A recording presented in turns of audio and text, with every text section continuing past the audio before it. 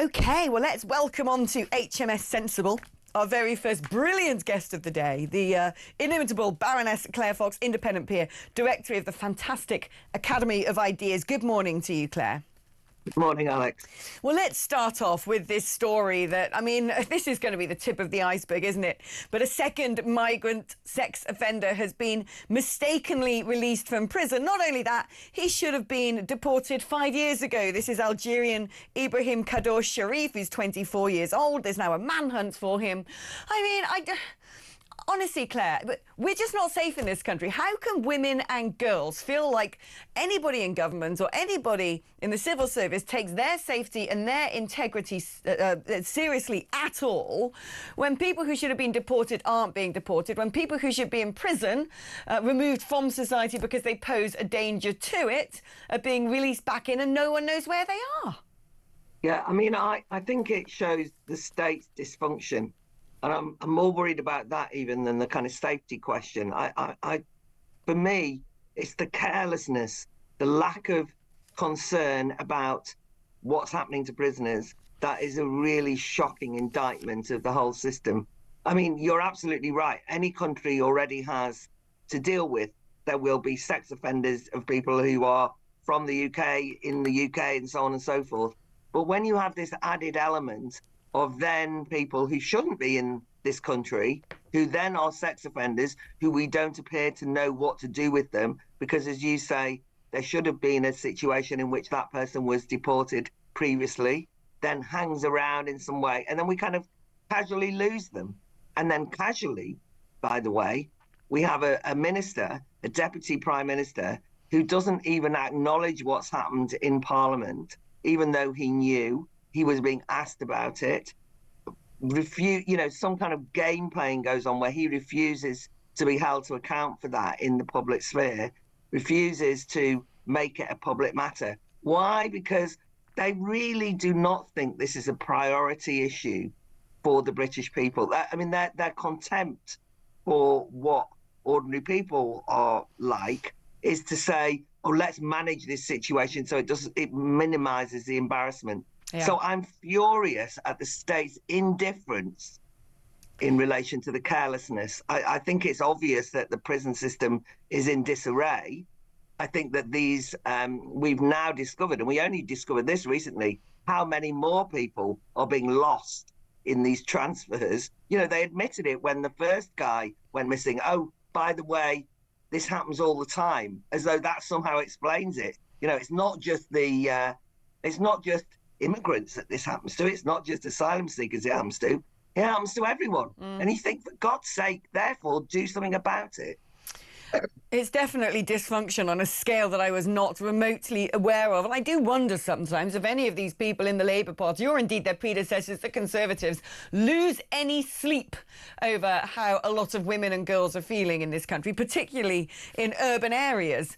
I mean, what is shocking to me, a brilliant article today by the fantastic Alison Pearson in The Telegraph, where she's had a big sit-down interview with an asylum seeker who's one of many people in the Home Office now who have to deal with the backlog of asylum applications, and she's talking about the pressures being put on her, the targets that she has to meet, the fact that a load of people have now been recruited to that role who are not fully trained, that the focus, instead of getting the numbers down, which means accepting the asylum of more and more and more people, including countries that just automatically get granted asylum on the basis that these countries are pretty awful places like Eritrea, Syria, Afghanistan. And yet, when we look at crime statistics of the sort of people most likely to commit sexual offences, it is from those exact nations. And she's losing sleep over it because she has 3 daughters. She says other women in that service are going home crying because they know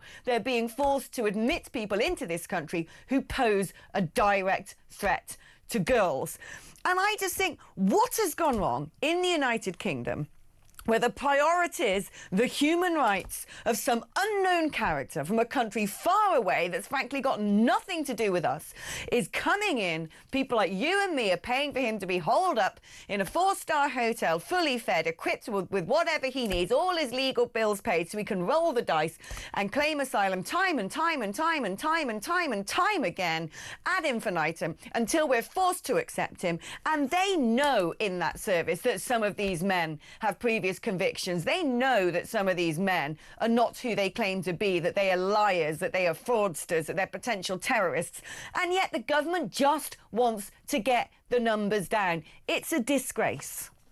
But I think you explained it very well. I mean, this Alison Pearson interview with the whistleblower is very important because I think it reveals certain things. First of all, it shows what is wrong with the technocratic government. All they see is, oh, how can we keep the public happy by seeming to deal with the backlog of asylum applications? And the way they do that is by, she even explains it, going around job centres and recruiting people to act as caseworkers, where they're given a 15-minute interview, no training, and has to pile through the list, right? So that is an inadequate state before you go anywhere, right? That's, forget the human rights thing, that's just a box-ticking exercise, shows no care or due diligence. Secondly, she explains that, for example, she was really shocked when there was somebody who had been actually charged with exposing himself around children's playgrounds on several occasions, right? So this person didn't ever receive a prison sentence, but was given a criminal record. She obviously turns down the asylum case. She, the caseworker, was reprimanded for not considering him more seriously. I mean, you couldn't make that story up. I thought it was an interesting interview because she also was very sensitive. I mean, she made the point, if you're interviewing somebody from Eritrea and they have, as she admitted, you know, somebody who has been the victim of FGM and been cut, then actually you don't want to necessarily send them back. So she wasn't saying deport everyone. She wasn't being cynical. She uses the example of somebody who eventually breaks down and admits that they were gay and they were too embarrassed to say it. She said, you can't make those emotions up. She took that into consideration. But the large part of the story was that when people were obviously lying, when they contradicted themselves, told 15 different stories, you know, one of them saying that they'd converted to Christianity, and when she asked about Easter, they mentioned the Easter eggs, never heard of the resurrection. She queries it. She knows that the system is actually not taking due care into seriously assessing who has a legitimate asylum claim. And I think that that's why I'm so depressed from reading that article, because you know that it's just it's being dealt with by the government in a box-ticking way, right, and in ways they think will keep us happy. There will be blood on their hands, Claire. There will be blood on our hands, because I have no doubt that terrorist organisations have managed to get various sleeper cells inside our country with weapons via illegal routes, and they are lying in wait to attack us. And just one life lost to an asylum seeker is blood on the hands of this government, frankly. It's a disgrace. It's disgusting. I cannot condone it. Let's talk now about the BBC. Again, constantly in hot water at the moment. First of all, it was the Gaza documentary. Then it's the revelations of this ridiculously spliced together, made up bit of actuality from Donald Trump, which is actually, frankly, falsifying the narrative to make it look like one of the most powerful men on the planet was calling for a civil war. Absolutely disgraceful. Now we're learning that trans coverage is being dictated by a few specialist LGBT reporters who refuse to cover gender-critical stories. It is a little sharp-elbowed, powerful minority who have no idea what the rest of the population thinks, imposing their extreme ideology from the top down, telling us that they're the ones with moral rectitude, while the rest of the country is being force-fed, frankly, what in many respects has been extremely dangerous ideology that has seen women harassed and abused for wanting to protect their integrity in single-sex spaces, their safety in sports, and their children from experimental medicine when they're being brainwashed into this this idea that they've got dysphoria. And yet you've got a few LGBT reporters in the BBC who think that they're top of the tree and can ride roughshod over every single person who pays the licence fee. What's totally galling about this is that the BBC still credit themselves via things like BBC Verify as the truth sayers. You know, they are the impartial news. They consider, you know, channels like this to be beneath the pale. They hate all the social media influencers. They say, if you really want the truth and impartiality, you come to us. And yet time and time again, we discover that they are actually entirely partial in their coverage. Just on the Donald Trump thing, I mean, you know, when you think about it, the way they spliced that fake news story together, they were inciting hatred. I mean, they actually did the very thing that they wanted people to believe that Donald Trump was leading an insurrection in the US. They actively intervened to make it look like that. And then they say, oh, we don't know why there's social division in society. It must be all those far-right types over there. On the trans issue, the thing that is disgusting is that they aren't giving us the news. So at the moment, we have a group of nurses in Darlington, a big case, getting lots of media coverage. The BBC aren't covering it. Why? Because those nurses in Darlington are in court because they did not want to share that single-sex changing room with a man who happened to call himself Rose, whose behaviour was, to say the least, sexually threatening, and they don't even cover the story. And so what we're getting from the BBC is an absolute shaping of the narrative through the lens of a particular ideology. Now, we often say that, and we haven't got the proof, but this is a BBC internal report. Thank God for whistleblowers. And we can see that we are therefore, they can't gaslight us anymore. This is them themselves admitting that they are not able to give a true record of what's happening in the world. They can't even call a rapist a man. If that rapist calls themselves a woman, they refer to that rapist as she. It is actually active distortion. And it's so ironic, isn't it? Because it's the very day that this comes out that the government has the temerity to say that what we need to do is to get teachers to remove some of the content of academic education and replace it with lessons in spotting fake news, misinformation and disinformation. I doubt very much that they will be using the BBC as a case study, but it seems to me that you could. But when the authorities say, we will tell you what the misinformation is, and then we find out that the BBC is in fact the purveyor of that misinformation, we might be worried. But it's, I mean, like you were saying, like you're suggesting that a lot of this stuff is insightful and it's dangerous. It makes people think that Donald Trump is evil and they must take any step to stop him. I was horrified, frankly, when Zara Sultana went on Nick Robinson's podcast and said that Nigel Farage is akin to Hitler and is a danger.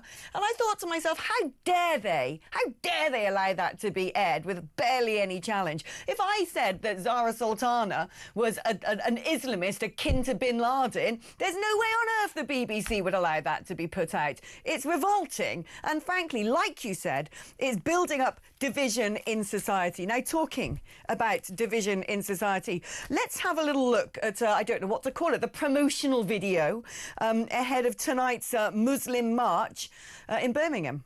6th of November, it's game over for Maccabi Tel Aviv and Israel. Protesters are coming from all over the UK peacefully. We're going to protest with our families and let people know the frustration that we have. Israel should not be in FIFA. There's over 30 organizations that are involved and the numbers are going to be huge. Absolutely. My message to those right-wing extremists and the barbaric Israeli supporters who are supporting Maccabi Tel Aviv, that the city of Birmingham and moreover Aston is the home of lions. Lions, and we will not just remain silent when genocidal complicits come in and play football in our city. Remember that. I urge all the youth to be peaceful and not to cover their faces on that day. We want to send a clear message of peace and justice. Birmingham is united against Israel, okay? Game over for Israel on 6th of November. Remember that? Game over. Game over. Disgusting. I mean, I know that stupid little man looks like a brain-dead moron, but frankly, he is a danger. And how dare he claim some sort of independent realm of Birmingham that is able to dictate who of what faith and nationality is allowed in? Because if they want to play the game of grievance narratives, then we have every right to say, right, you are the nationality of rapist grooming gangs, so game over Pakistan.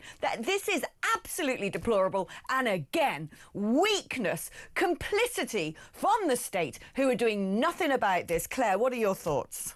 Well, I mean, it's so chilling. Listen, that phrase, just think about it. Game over, Israel. Game over. Game over. They kept saying it, right? What does that imply? And I think it really reveals the narrative that we were originally told the problem was protecting the safety of the particular fans, the fans from Tel Aviv. Then suddenly it was protecting the safety of the local area from the fans. Then it was suddenly, I mean, this group are basically saying that the footballers themselves are genocidal, and then it's Israel out of FIFA, and then game over Israel. In other words, it's explicitly targeting anything to do with Israel. And what they are saying, and it is exactly as you described, a sectarian form of governance, when you say, in our city, we will dictate who is allowed to come. I mean, I don't hardly need to explain that this is Jew hatred visibly on display with the minimum amount of intervention from the government. You know, they've kind of said, oh, that's all a bit embarrassing and we don't approve of it. But they've allowed it to happen.